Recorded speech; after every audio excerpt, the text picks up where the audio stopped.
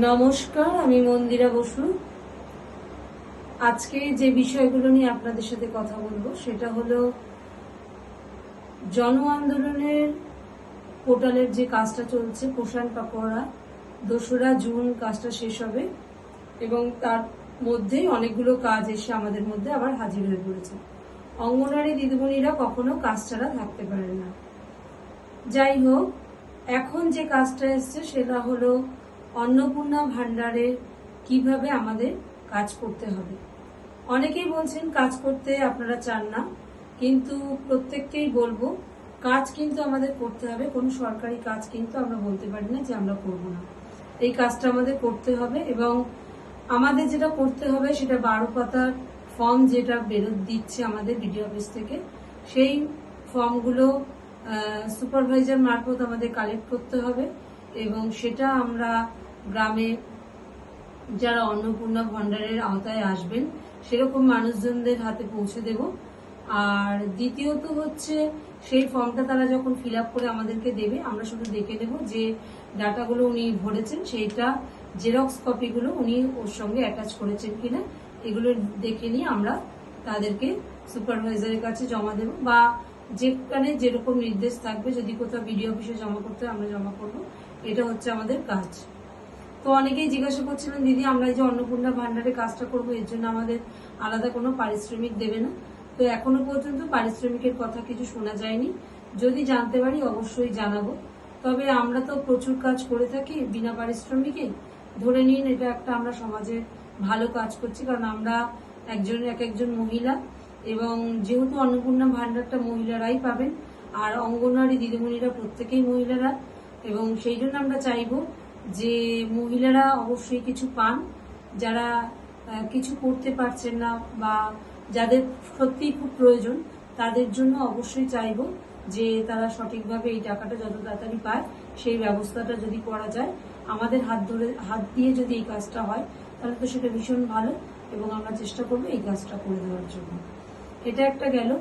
দ্বিতীয়ত আরেকটা কাজ যেটা অনেক জায়গা থেকেই আবার ফোনে অ্যাপসে, যেটা আমাদের 10,000 টাকা দেওয়া হয়েছিল, আমরা ফোন কিনেছিলাম কিন্তু এখনো সেই ফোনে কোনো অ্যাপস ডাউনলোড করে দেওয়া হয়নি। সেটা হচ্ছে এমডিএম, যেটা চালু হবে এবং সেটা অনেক জায়গায় 4 তারিখ থেকে, অনেক জায়গায় 9 তারিখ থেকে কিন্তু সেই এমডিএমটা চালু হবে। অনেক প্রজেক্টেই বলছেন যে এমডিএমটা আমরা করব না, কিন্তু যখন প্রজেক্টে আসবে, যেহেতু আমরা 10,000 টাকার ফোনটা কিনেছি, বিলটা জমা করেছি, তাহলে আমরা সরকারের থেকে টাকা নিয়েছি যখন, কিনেছি যখন তাদের জিনিসটা, তো সেই জিনিসের যেটাই বসিয়ে দিয়ে যাবেন সেটা আমাদের মেনে নিতে হবে। যদি আমরা ফোনটা না কিনতাম, বিলটা না জমা করতাম, তখন আমি বারবার করে বলেছিলাম তখন যে 10,000 টাকার ফোন কিন্তু কিনলেও সেই ফোনে কিন্তু কাজ করা সম্ভব হবে না। আপনারা হয়তো অনেকেই কিনেছেন বা আমরাও কিনেছি, শেষে যখন দেখেছি যে প্রত্যেকটা প্রজেক্ট দিয়ে দিচ্ছে, তখন আমার যে প্রজেক্ট সেই প্রজেক্ট কেন বসে থাকবে, তখন আমরা বাধ্য হলাম লাস্টে যে বলতে যে তাহলে সবাই কিনে নাও। তো তখন কিনে নেওয়া হয়েছে। এখন এমডিএমটা এসছে এবং এমডিএমটাও বসাতে হবে, কিছু করার নেই। আমরা হয়তো আন্দোলন করব, কিন্তু আন্দোলনটা আমাদের যেটা নিয়ে হওয়া খুব জরুরি সেটা হচ্ছে আমাদের বেতন, সাম্মানিকটা নিয়ে, যে সঠিক সময় যেন আমরা সাম্মানিকটা পাই।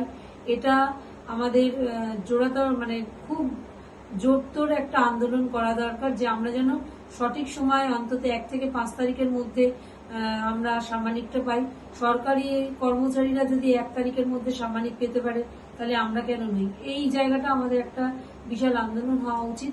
এবং সব থেকে আরো একটা বড় জিনিস, যেটা আমরা নিজেদের গাঁটের পয়সা খরচা করে আমরা সবজি চালাই এবং ডিমটা সেন্টারে যে ডিম প্রতিদিন দেওয়া হয় সেইটা আমরা যে চালাই, সেই পয়সাটাও কিন্তু একজন অঙ্গনওয়াড়ি দিদিমণির।